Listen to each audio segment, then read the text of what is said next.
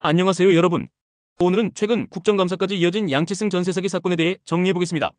이 사건은 단순한 개인 피해가 아니라 공공건물 임대의 허점과 행정부실이 빚은 대표적인 사건으로 평가받고 있습니다.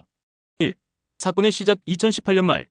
2018년 말 피트니스 트레이너로 유명한 양치승 씨는 서울 강남구 논현동 공영주차장 내 상가 건물에 헬스장을 열기로 합니다.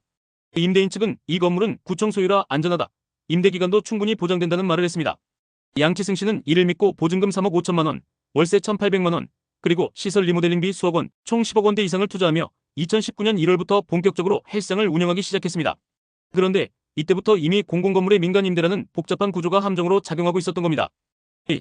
갑작스러운 퇴거 통보 2022만 2023년. 헬스장은 수년 동안 정상 운영되었고 임대차도 묵시적으로 갱신되었습니다. 하지만 2022년 강남구청으로부터 운영기간이 종료됐다는 통보가 날아왔습니다. 한마디로 이제 나가라는 겁니다. 양 씨는 당황했습니다. 계약할 때 운영기간이나 기부채납 구조 같은 핵심 조건은 단 한 번도 듣지 못했기 때문입니다. 즉, 이 건물은 애초에 민간 사업자가 일정 기간 동안만 운영하고 그 후에는 구청에 귀속되는 구조였던 겁니다. 양 씨는 결국 헬스장을 폐업했고 보증금도 못 돌려받고 시설 투자비 10억 원 이상을 고스란히 잃었습니다. 3. 드러난 피해의 실체 2023만 2025년. 알고 보니 피해자는 양치승 씨 한 명이 아니었습니다. 같은 건물에서 장사하던 자영업자 15명 이상이 같은 피해를 겪었습니다. 총 피해액은 40억 원대로 추산됩니다.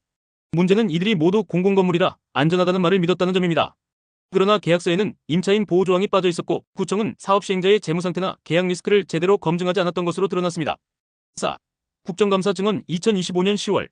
양치승 씨는 결국 국회 국토교통위원회 국정감사에 참고인으로 출석했습니다. 그는 이렇게 말했습니다. 보증금을 잃고 피해자가 오히려 범법자로 몰리는 현실을 알리고 싶습니다. 하지만 임대인 측의 사기죄는 무혐의로 끝났습니다. 피해자는 있는데 가해자는 없는 현실.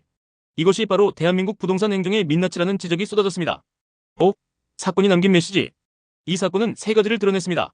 첫째, 공공건물이라도 안전하지 않다는 것.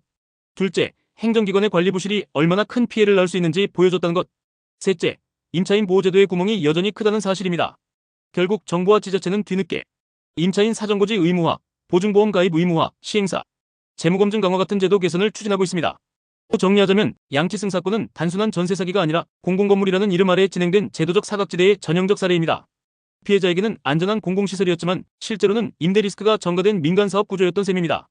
이 사건은 지금도 진행형이며 우리가 공공이라는 단어를 얼마나 쉽게 믿고 있었는가를 되돌아보게 합니다. 마지막으로 양치승 씨는 이제라도 제도가 바뀌길 바란다고 말했습니다. 그리고 이 사건은 우리 모두에게 묻고 있습니다. 당신이 서명한 그 계약서 정말 안전한가요? 이상 양치승 전세 사기 사건 총정리였습니다. 다음 영상에서는 공공기부 체납형 건물 구조가 어떻게 임대 피해로 이어지는지 구체적으로 분석해드리겠습니다. 구독과 좋아요 잊지 마세요.